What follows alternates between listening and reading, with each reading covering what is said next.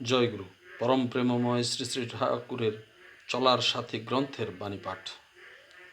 কু অভ্যাস নিয়ন্ত্রণে।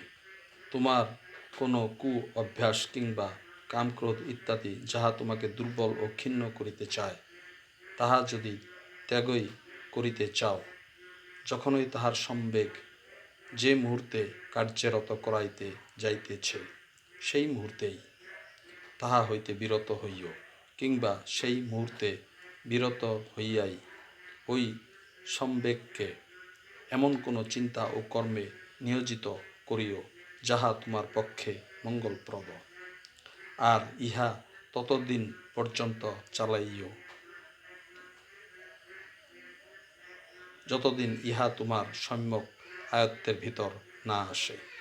দেখিও কিছুদিন অভ্যাস করিলেই অভ্যাস বা রিপুদিগকে এমনতর আয়ত্ত করিতে পারিবে যে তাহারা কৃতদাসের মতো নতজানু হইয়া তোমার উপাসনায় মুগ্ধ থাকিবে। ইহা না করিয়া শুধু ত্যাগের চিন্তায় ত্যাগ তো করিতে পারিবেই না, বরং আরও আবিষ্ট হইয়া পড়িবে। বাণী সংখ্যা 170। ওম শান্তি, ওম শান্তি, ওম শান্তি।